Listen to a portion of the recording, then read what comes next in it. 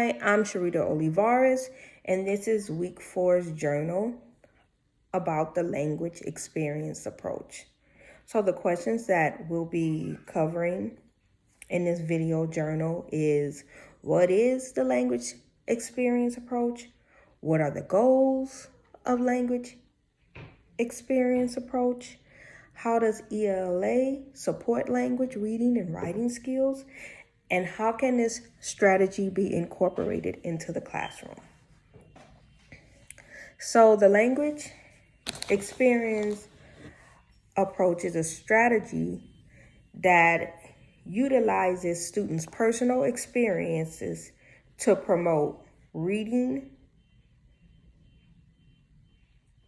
language, and writing skills. So it's used for second language learners who are just developing their speaking, writing, and reading skills. So I think the language experience approach is closely related to building background knowledge. And most of us know that background knowledge helps with comprehension.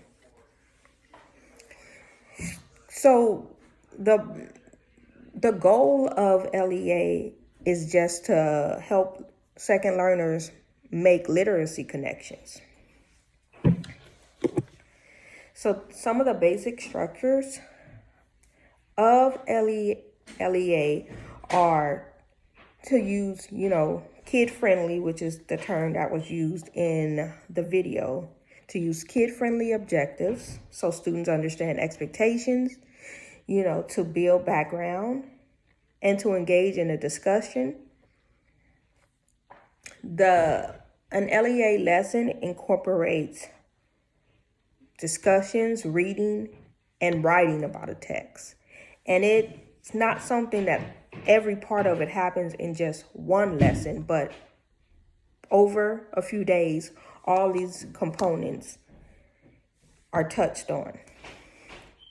So during LEA, visual aids like pictures are used to reinforce the lesson.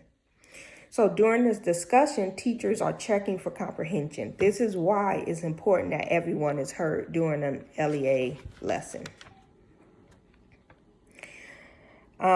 which supports language development.